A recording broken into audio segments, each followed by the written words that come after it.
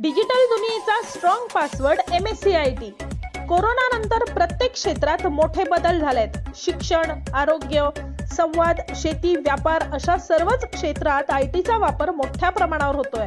Online व्यवहार सुद्धा मोठ्या प्रमाणावर होत आहेत। पाहता पाहता 2 वर्षात संपूर्ण दुनिया डिजिटल झाली आहे। शाळेतील विद्यार्थी सुद्धा मोबाईल आणि कम्प्युटरचा वापर करतायत। चहाच्या टपरीवर देखील पैसे घेण्यासाठी QR कोड दिसायला लागलेत। YouTube वरून विविध रेसिपी शिकून घरोघरी नवनवीन खाद्यपदार्थ बनवणं सुरू झालंय। आजी सुद्धा नातवाशी व्हिडिओ कॉल करून बोलतायत। प्रत्येक क्षेत्रात काम करणारी मंडळी मोबाईल, कम्प्युटर आणि इंटरनेट या 3 गोष्टींच्या सहाय्याने आपापली कामं कशी करतायत ते जाणून घेऊया। चला तर मग प्रवेशासाठी आजच नजीकच्या MSCIT केंद्राशी संपर्क साधा। प्रवेशाची अंतिम तारीख 10 फेब्रुवारी 2024। गेल्या अनेक वर्षापासून म्हणजे वर्षापासून बोलण्यापेक्षा अनेक पिढ्यानपिढ्या ह्या कोकणातील जुने वारकरी आमचे महादेवबुवा डिचोलकर यांनी त्यांच्याकडून ह्या दिंडीची परंपरा घेतलेली आहे। आणि ही दिंडी आपली गुरुवर्य विवेकानंद दादा वास्कर महाराजांनी त्यांच्याकडे ही पताका दिलेली आहे। तिथून महादेवबुवा डिचोलकर आमचे ही दिंडी या सगळ्या वारकऱ्यांना कुडाळ तालुक्यातील सगळ्यांना घेऊन वेंगुर्ल्याचे पण वारकरी आहे हो तिरशे बांबार्ड्यापासून गेल्या बऱ्याच वर्षापासून ही कोल्हापूर मार्गे निघते आणि निष्ठावंत वारकरी एकादशीला आज सगळेजण कुडाळेश्वर मंदिरामध्ये जमतात आणि कुडाळेश्वर मंदिरापासून सगळं भजन करत ही दिंडी जाते।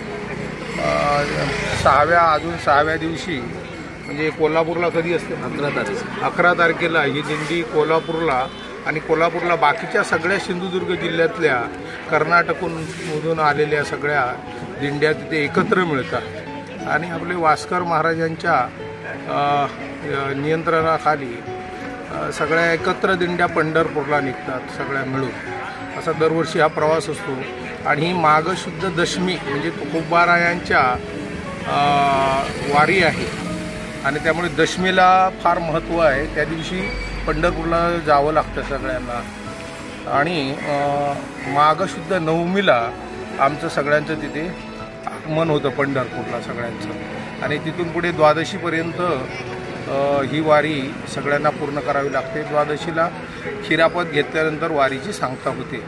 असं एकूण गेली अनेक वर्षांपासून पिढ्यानपिढ्या ही पंढरीची माघशुद्ध वारी सगळे कोकणातले आपले वारकरी भाळे भोवे भाविकजन साजरी करतात। विठू महाराजांचं नाव घेत गजर घेत अभंग म्हणत तुम्ही जाताय। रात्रीची वेळ असते, काही असं तुमच्याकडे मनाकडे काय वाटतं असं तुम्हाला काय सांगाल? हा एक वेगळा ब्रह्मानंद असतो संतांसंगे संतांच्या संगती।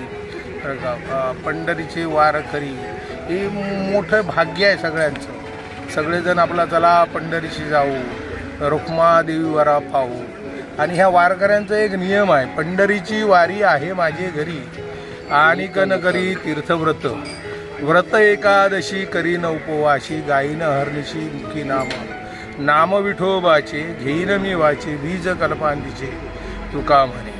म्हणजे वारकऱ्यांचा हे नियम आहे की पंढरीची वारी सोडायची नाही। वार्षिक वारी जी माघवारी आहे ते सगळ्यांचं एक काय म्हणतात नियम आहे। हाची माझा नेम धर्म मुखी विठोबाचे नाम हे अशा प्रकारे एकदम ब्रह्मानंदामध्ये। आता रात्र दिवस जरी एवढे दिवसाला 25-30 किलोमीटर चालायचं असतं परंतु कुणाला त्याचा थकवा नाही, सगळ्यांचे आनंदित चेहरे टवटवीत। कारण पांडुरंगाच्या विरहाने सगळे अगदी प्रफुल्लित झालेले आहेत। कै येता देखील माझा मायबाप घटिका बोटे दिवसले की धरून या माप। म्हणजे पंढरीत कधी जातोय मी आणि पांडुरंग कधी मला भेटेल अशी सगळ्यांची अवस्था झालेली आहे। वाट पाही बाहे उभा ठेवून याच पंढरीचे वाटे दृष्टी लागलीची। तर सगळ्यांची दृष्टी सध्या पंढरीला लागलेली आहे आणि त्याच्या दर्शनासाठी सगळे व्याकुळ झालेले आहे।